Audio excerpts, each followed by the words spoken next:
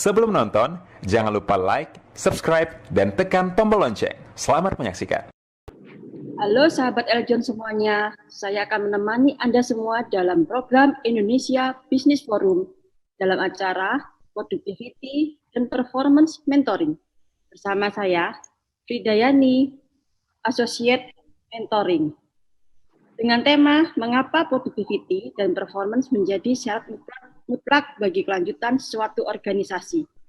Narasumber utama kita hari ini, Benny Cuaca, selaku Direktur Eljon Academy Divisi Productivity dan Performance Mentoring, dengan bintang tamu Indonesia Favorit Trainer dan Seminar Speaker, pembicara, dan trainer di bidang sales, motivasi, leadership, manajemen, customer service, team building, dan public speaking.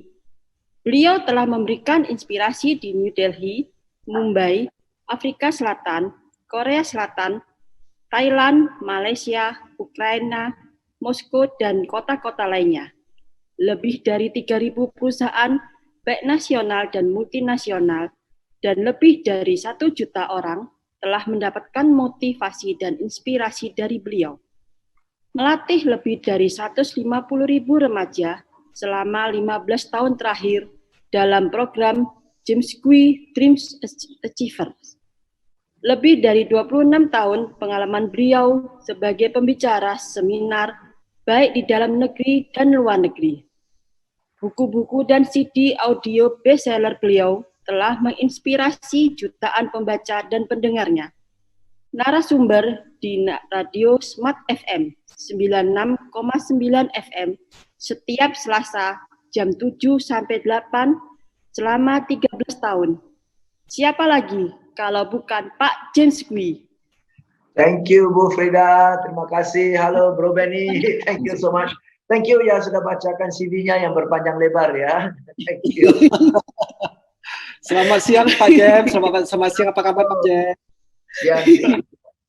Bagaimana kabar ini juga? Ya, sehat,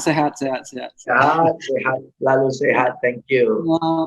Saya tambahkan sedikit ya, sebelum kita mulai, izin ya Bu Frida, Pak James ya. Jadi sahabat Eljon semuanya ya, saya sebagai Direktur Eljon Academy, Divisi Productivity and Performance Mentoring, sahabat Eljon semuanya ya, ini saya dengan sesi acara ini, saya mendeklar role modelnya, salah satu role modelnya kita punya Eljon Academy Divisi Productivity and Performance Mentoring ini, salah satu role model produktif dan perform ini adalah Mr. James Gui.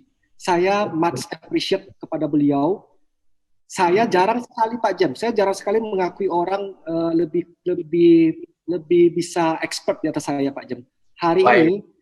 Hari ini saya dengan segala kerendahan hati saya Pak James mengakui Pak James, mohon terima saya sebagai muridnya Pak James. Waduh, thank you. Ini udah jago, kalau terima murid kayak gini, gurunya langsung terangkat.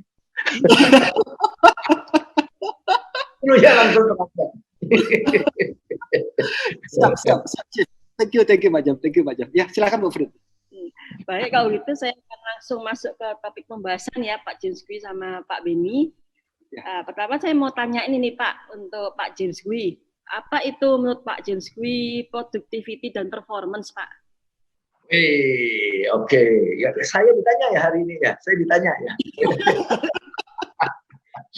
Oke. Buat saya ya. Productivity dan performance itu sebab akibat. Oke, ya.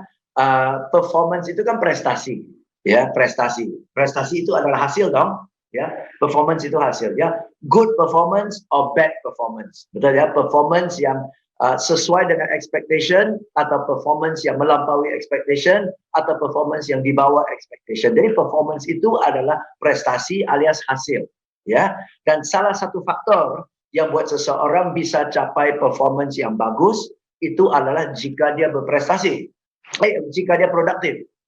Oke. Jadi sebenarnya antara produktif dan performance masih ada satu aspek lagi, ya. Karena seseorang itu produktif, akibatnya resultnya itu bagus. Dan kalau resultnya bagus secara konsisten, dia capai performance yang tinggi. Oke ya. Jadi productivity, result, and performance. Karena performance itu katakanlah seorang karyawan, seorang sales, performance-nya dia itu diukur setahun sekali. Betul, setahun sekali, ya. Dan performance yang diukur setahun sekali adalah kumulasi dari result yang dia capai setiap bulan, kan? Ya, jadi yang buat dia capai result setiap bulan itu kan produktivitas dia setiap hari.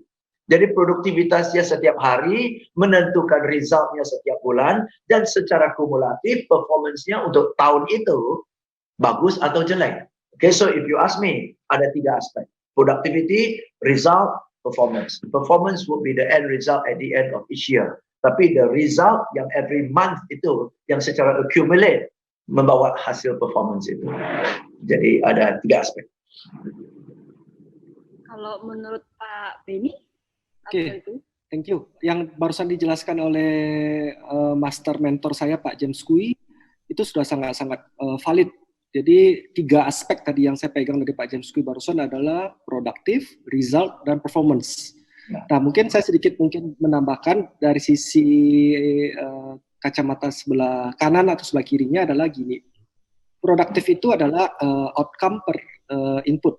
Nah, jadi dengan input ya misalnya kita misalnya mau menghasilkan 1000 pieces. 1000 pieces kita butuh 10 orang. Nah, maka 100 pieces per orang. Nah, bagaimana dengan perusahaan yang lain? Perusahaan yang lain itu misalnya 1000 pieces itu dia butuh 50 orang lebih banyak itu loh. Nah, otomatis tentu yang lebih produktif itu adalah perusahaan dengan resources yang lebih sedikit tapi bisa menghasilkan hasil yang optimal, outcome per input. Nah, kalau dari sisi performance, hasil tadi saya sepakat dengan Pak James bahwa performance itu adalah hasil yang kalau kita lakukan secara konsisten itu memberikan good performance.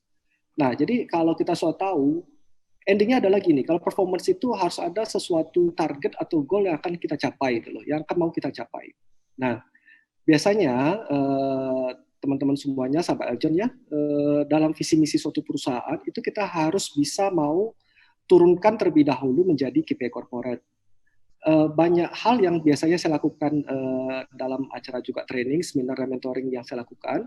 Saya tanyain, Bapak Ibu, yang di sini yang hafal visi misinya siapa? Yuk angkat tangan. Boleh dikatakan 5% dari total peserta yang hadir itu nggak hafal. Yang 5% yang cuma hafal, 95%-nya nggak hafal sama sekali. Nah, itu yang hadir itu manager up. Nah, teman-teman bisa ngebayangin nggak? Sahabat aja bisa ngebayangin nggak?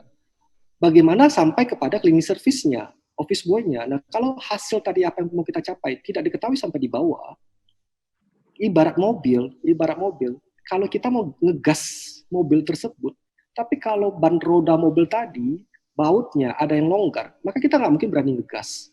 Nah, makanya performance tadi, hasil yang mau dicapai tadi, itu kita perlu turunkan. Setiap tahunnya melalui KPI corporate, turun divisi, departemen, sampai individu. Nah, jika individu sudah tahu apa yang mau dicapai, apa yang mau dikejar, hasilnya mau seperti apa, kapan dia dikatakan perform, maka nanti itu lebih gampang untuk kita memberikan suatu stimulus-stimulus sehingga apa yang mau dikejar tadi itu cukup clear gitu loh. Nah, teman-teman bisa ngebayangin kira-kira kalau seandainya KPI individu tadi kira-kira dapatin rata-rata yang dapatin nilai A, maka kalau di konsol, corporate dapat nilai berapa? Sudah pasti dapat nilai A gitu loh. Nah, inilah sisi lain dari yang disampaikan oleh master mentor saya, Pak James Kui. Ya, silakan Bu Frida, thank you. Ya, setuju, sepakat tentang definisi produktivitas ya.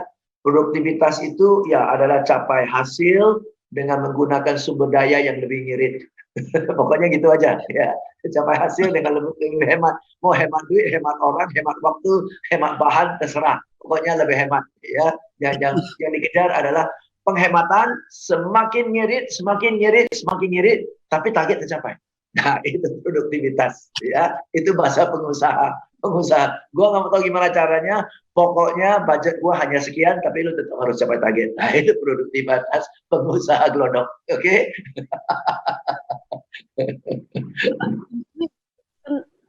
Kenapa productivity dan performance itu menjadi syarat mutlak bagi kelanjutan suatu organisasi, Pak James Kui?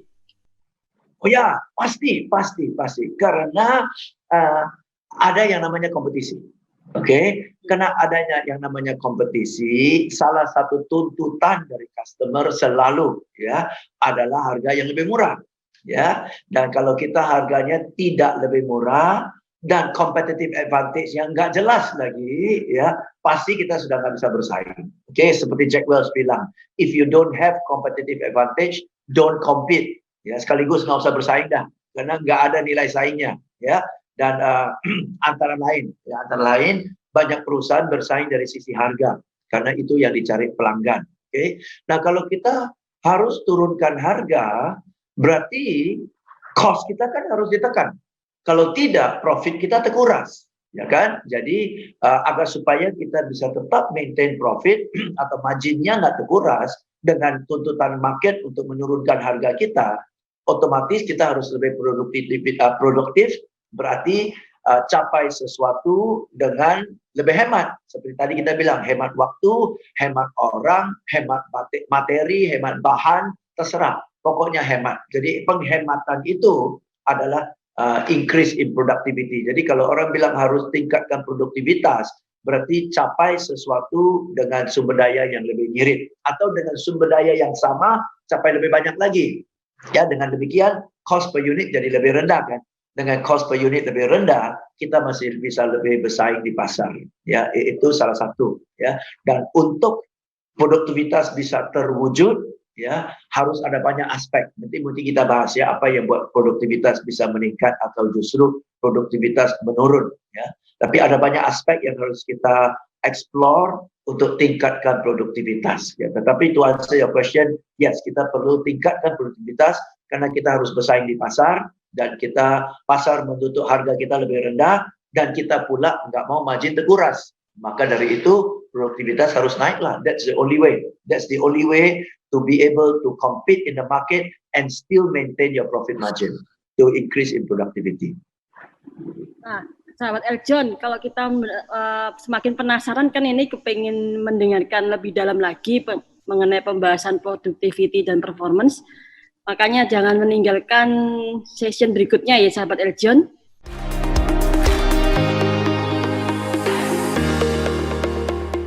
Halo sahabat Eljon semuanya, jangan lupa untuk like video ini dan juga subscribe Eljon TV ya, sekarang juga.